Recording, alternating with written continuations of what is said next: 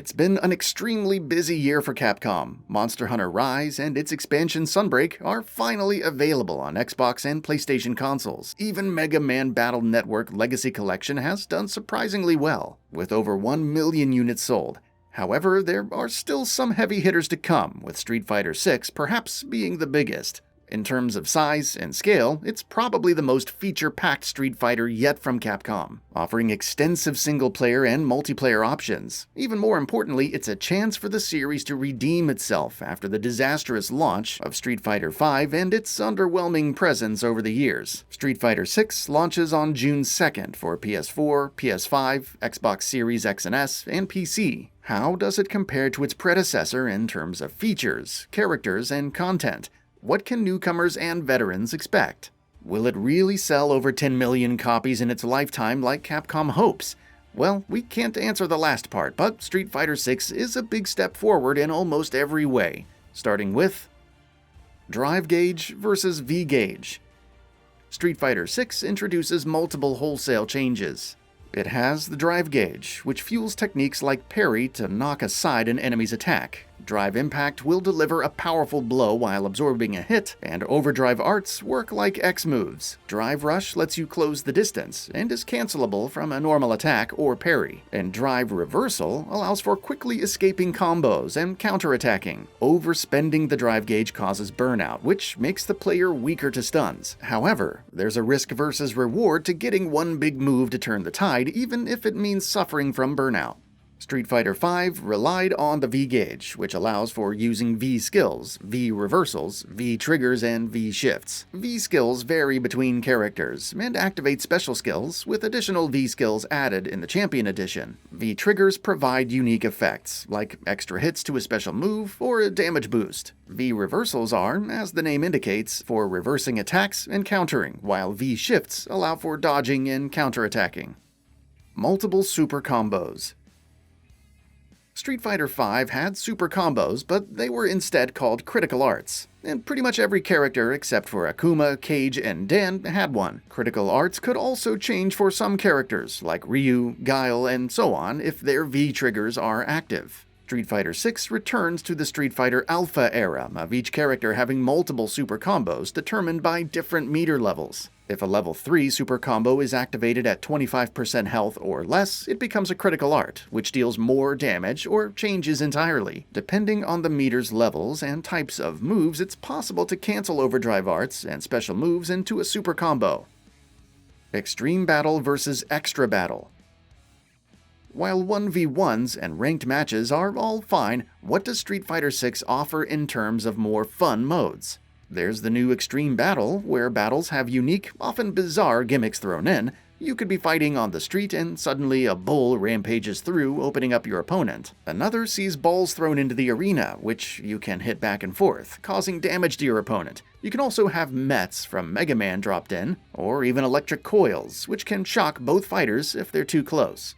Perhaps the closest comparison in Street Fighter V would be Extra Battle, where players could spend fight money and face opponents in exclusive fights available for a limited time. You could face stronger, alternate versions of fighters like Chun-Li, Akuma, M. Bison, and Ryu, or characters wearing alternate outfits. Winning these battles conferred fight money, experience, titles, premium outfits, and even fortune tickets for a gacha-like system called Fighting Chance to earn alternate costumes, artwork, and costume colors. Of course, Street Fighter V also had missions for completing specific objectives in different modes for rewards and trials, which challenged players to perform specific combos. Launch rosters. Street Fighter V launched with 16 characters, 12 from previous games, and 4 brand new. Its first season of DLC content added 6 more characters: Alex, Balrog, Guile, Ibuki, Juri, and Urien. By comparison, Street Fighter VI launches with 18 characters. 12 are from previous titles and include fighters who were DLC in the previous game, like Juri, Luke, and Guile, while 6 are brand new. However, its first season pass only adds 4 new characters, including Akuma, Rashid, Ed, and series newcomer AKI. New characters.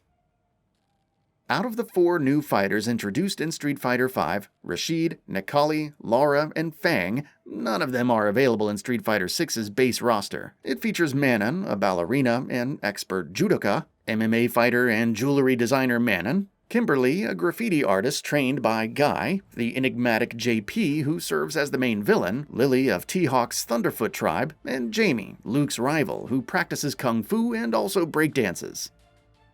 RE Engine vs. Unreal Engine 4. The Street Fighter series has seen its share of engine changes throughout the years, with Street Fighter IV relying on Capcom's MT Framework Mobile. Street Fighter V saw the series adopting Unreal Engine 4 and an animated aesthetic with notable brushstrokes like its predecessor. Street Fighter VI uses Capcom's RE engine, adopting a somewhat more realistic style but peppering in plenty of graffiti and colorful effects to reinforce the over-the-top nature of fights. Also based on impressions from the betas and demo, performance is extremely smooth on consoles. Your mileage with the PC version will vary as it usually does, and based on all the troubling ports this year, caution is advised. Rollback Netcode. Several things marred Street Fighter V out the gate, but perhaps none more so than the quality of online matches. Though it sported rollback netcode, this didn't automatically equal matches with zero connectivity issues. Street Fighter VI is also launching with rollback netcode, and it wouldn't be the same as Street Fighter V. The development team is building the game's rollback netcode from scratch, and impressions from the betas are generally positive. As always, time will tell how it fares at launch. Crossplay. At launch, Street Fighter V was one of the few games to support cross-platform multiplayer between the PS4 and PC versions. Sure, online match quality was terrible, but it was still quite the achievement. Street Fighter VI will up the ante further, supporting full crossplay platform between all platforms. Modern, dynamic, and classic control schemes. Street Fighter VI is the first game in the series to have multiple control types to appeal to a wider range of players. Modern controls provide simplified inputs for special moves, so a Hadouken can be done by only pressing triangle or Y, while a Shoryuken is right on the D-pad plus triangle or Y, and so on. Holding down R2 or RT and pressing an attack button, players can perform complex combos with assistance. Dynamic controls are even simpler. You have the face buttons, and depending on your position, it performs attacks and combos automatically. Note, this isn't available in online play and specific fighting ground modes. Finally, there are classic controls, providing the traditional 6-button layout and requiring complex inputs to perform special moves. It's the style that most Street Fighter players will be aware of and provides the most control over one's character. Arcade mode.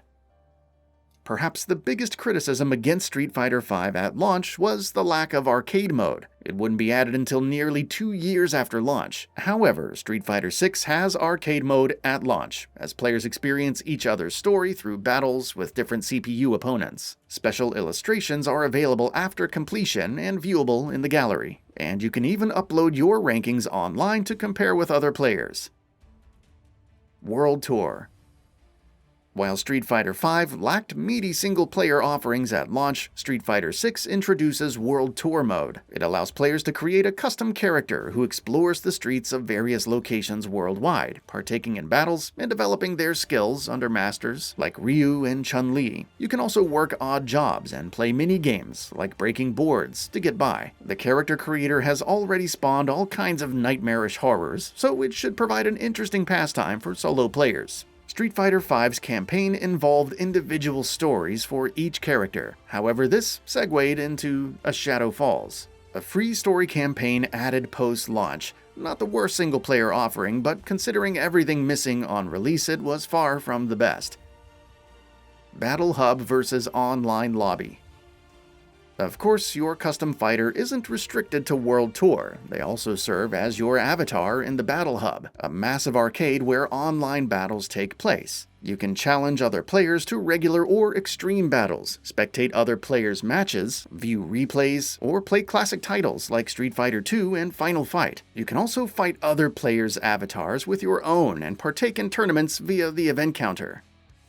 As for Street Fighter V, it had the usual casual and ranked matches for online play. You could make lounges for up to 8 players and customize the time limit, win conditions, rounds, and more. The Champion Edition added the ability to create tournaments for up to 64 players with various match types and settings, even allowing one to prioritize a range of rankings and players by location. It even allowed for character banning, so it should be interesting to see if these features carry over into Street Fighter VI.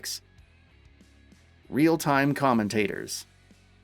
Another new feature in Street Fighter VI is the presence of real-time commentators. When enabled, they'll commentate on your matches, talking about different strategies and adding to the hype. You have play-by-play provided by the likes of Steve Tasty Steve Scott, Jeremy Vicious Lopez, Aru and Kasuke Hirawa. Meanwhile, color commentary is available courtesy of the Thea Trinidad, better known as WWE's Zelina Vega, James J. Chestnut Chen, Hikaru Takahashi, and Demon Kaka. Though the commentary is only in English and Japanese depending on the speaker, subtitles are available in 13 languages. Of course, for those who don't want that EVO level of hype and excitement, the real-time commentary is entirely optional, so you can turn it off. Current-gen console support. Before Street Fighter VI's official announcement, Street Fighter V was still supported with new updates, paid outfits, and DLC characters. However, despite launching well before the PS5 in February of 2016, it never received an upgrade to add 4K resolution support or other enhancements. Strangely enough, even the PS4 Pro wasn't supported, despite launching later in the same year. By comparison, Street Fighter VI is optimized for current-gen consoles, with performance and resolution modes on Xbox Series X and S and PS5. The PC version also supports 4K while running at 60, 90, and 120 FPS, though the actual fights default to 60. While Capcom hasn't detailed each mode on consoles, Performance Mode maintains a solid 60 frames per second in the demo, while also seemingly running in 4K. Resolution drops the frame rate to 30 frames per second, but improves the overall visual quality. Again, more testing is required when the final version launches.